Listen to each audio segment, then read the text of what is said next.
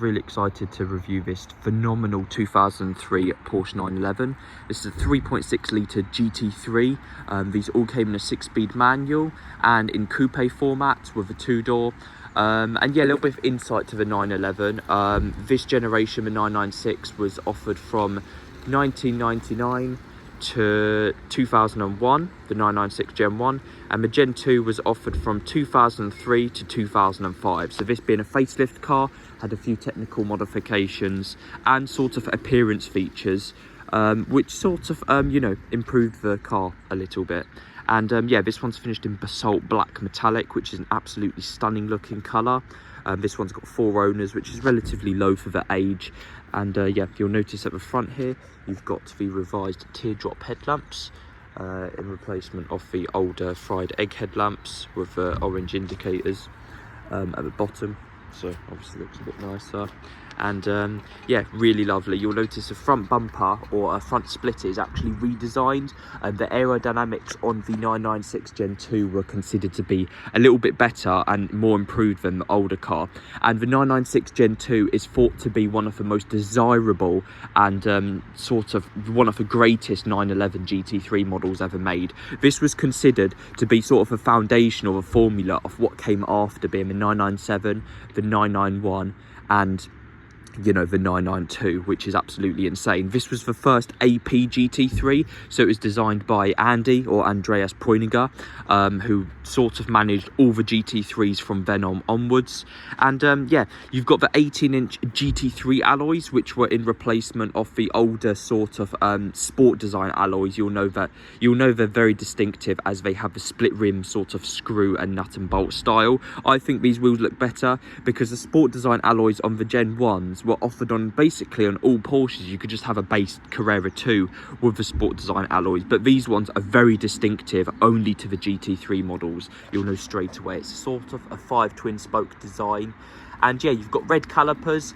The 996 Gen 2 was the first 911 model to offer 6-piston front calipers, which was quite revolutionary. You've got 350mm front and rear discs, which is the same as a Gen 1, but like I said, bigger calipers. The Gen 1s had 4 pistons, not 6 pistons. You'll notice the side skirt here is also resculpted. So on my older car, this side skirt was resculpted, sort of with, instead of this swish going like that, it actually went upwards. So the airflow was actually blowing the air up into the tyre and the wheel, which wasn't very aerodynamic. So now what they've done is actually the airflow is designed to go underneath and through and out. So obviously a lot more aerodynamic. You've got the Pilot Sport Michelins as well, obviously for, the absolute best grip. And you've got the GT3 logo finished in gloss black on the rear. It just looks so menacing from the rear. You've got the twin exhaust pipes, which sort of just look like the normal Carrera, sort of sleeper looking. And then the sort of later models had a different exhaust setup. But yeah, on the back here, one very noticeable feature is the Gen 2, instead of the rear tacho wing, what Porsche enthusiasts refer it to as, we've got a new redesigned, more aerodynamic biplane spoiler. So the spoiler is a little bit larger and it sort of looks, it looks phenomenal. And you've also got this sort of ducktail or fin lid attached to the boot or sort of deck lid there, the rear engine lid, which is quite cool. But yeah, talking about the engine, let's just move in onto it real quick. The bonnet, we've got the legendary M96.79 Mezger Flat 6, a 3.6 litre naturally aspirated engine with 381 brake horsepower. This was a 21 horsepower increase over the Gen 1s with their 360 horsepower. So again, extra torque, extra power. It was an absolute monster. This thing was. It benefited from features from the, GT1 race car.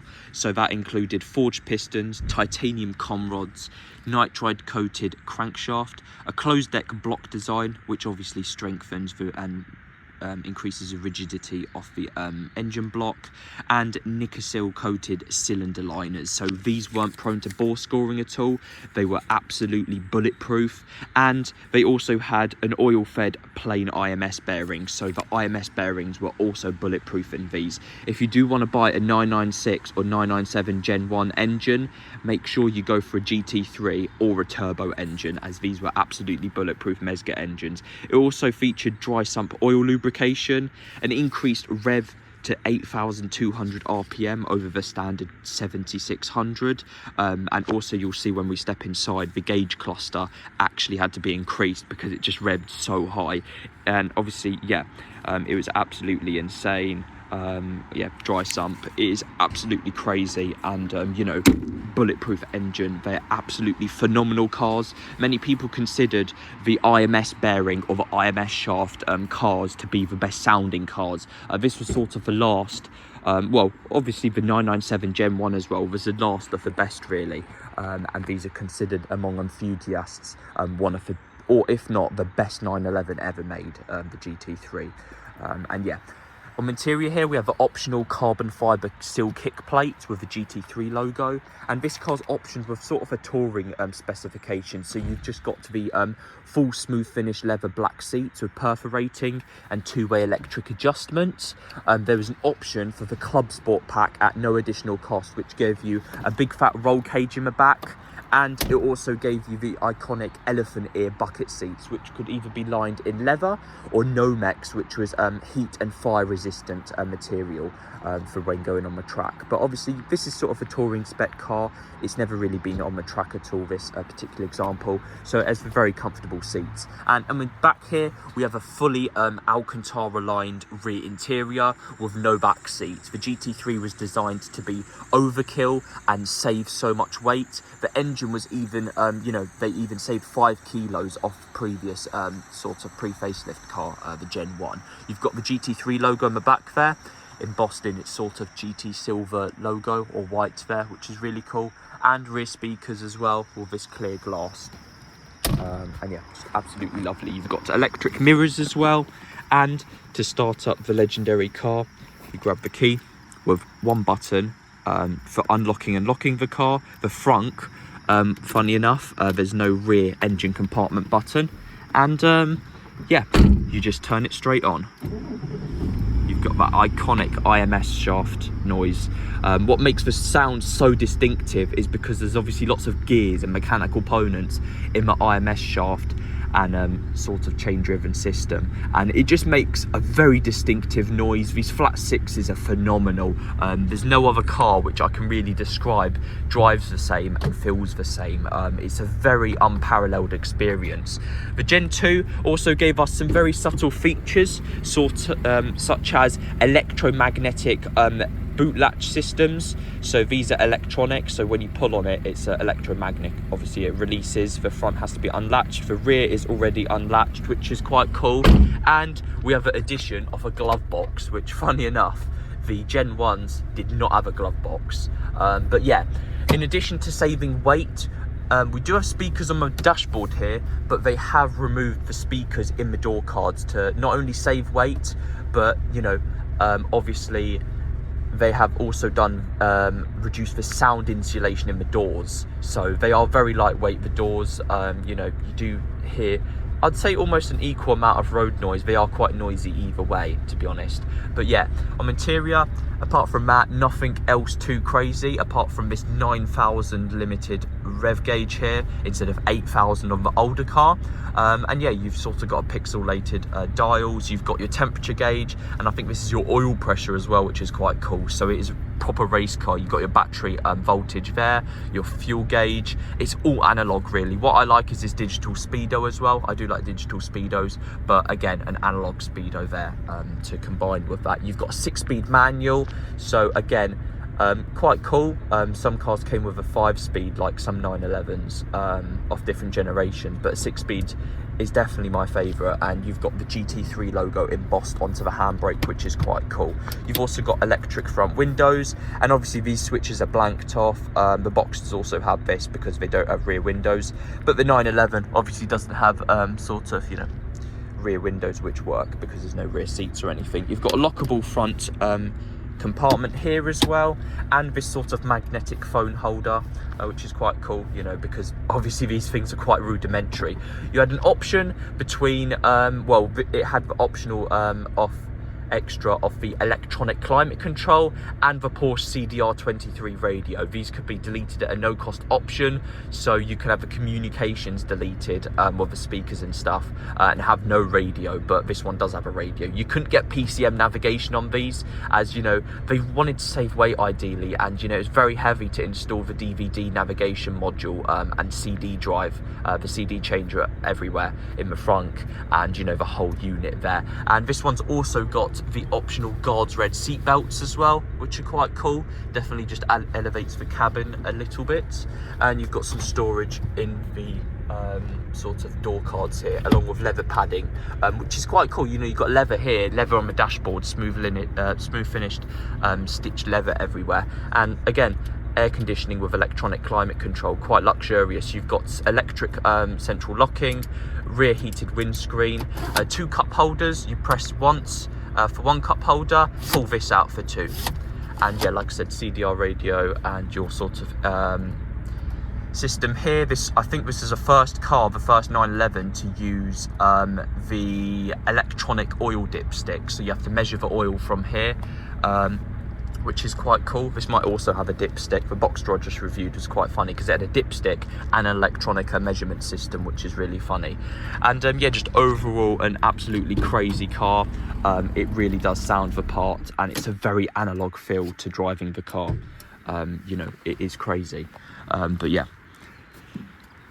just an absolutely lovely and gorgeous car. So yeah, you've also got your fuel filler cap, which opens the other way, which I've always found quite funny.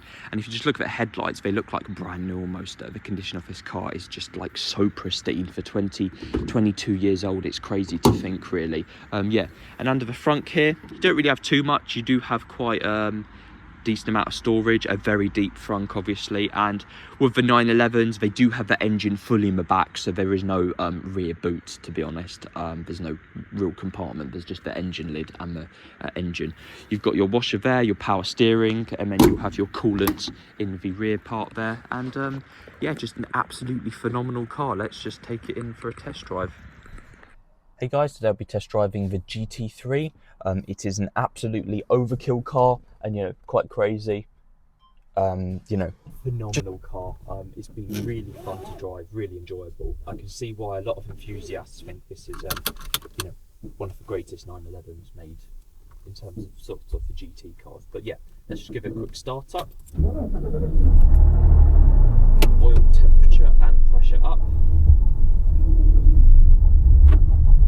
Yeah, one thing I forgot to mention, sort of in terms of the interior, you've got these really nice leather-clad A-pillars, as well as suede headlining.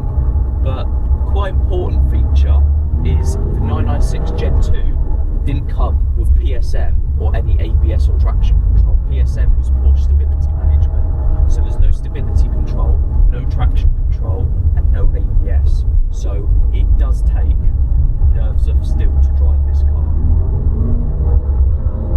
and it does like to be driven fast. When it's driven slow, it's almost, then it becomes a little bit dangerous to drive. Funny enough, it's nice to sort of keep it at a medium to high speed, really. But you know, it is quite a crazy car when you think about it like that. You know, no ABS or anything. It is a proper driver's car. You know, proper overkill, big fat wing in the back. Yeah. But yeah, just give it a quick rip here in a second, and then just warm up a little bit. Yeah, obviously quite a heavy clutch on these. The GT2s have an even heavier clutch, but yeah, it's quite an interesting car to drive. You know, you've got that IMS noise. It's a very distinctive noise when the flywheel drops the revs. It's like, but it's a really fun car to drive, I've got to say. It is absolute. Big wing on the back, crazy wheels, just everything about the car is absolutely insane.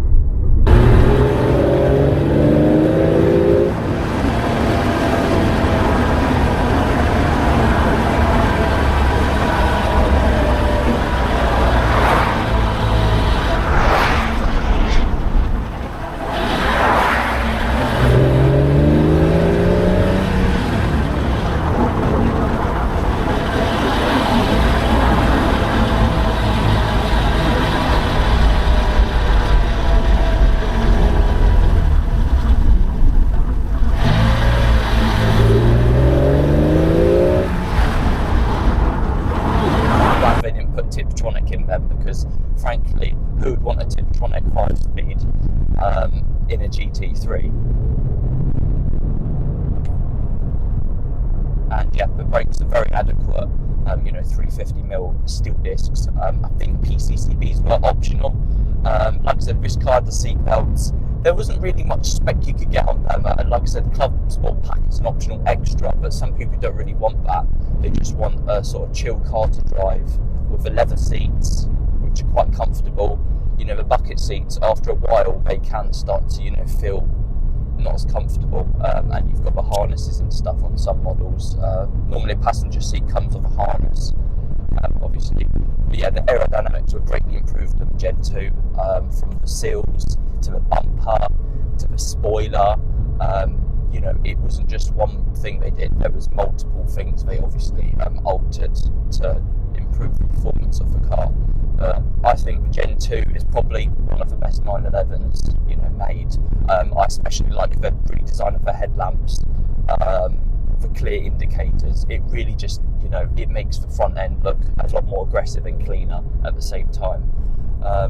But yeah, I hope you guys enjoyed the video, and hopefully it gave you a bit of insight to the 996 Gen 2 GT3.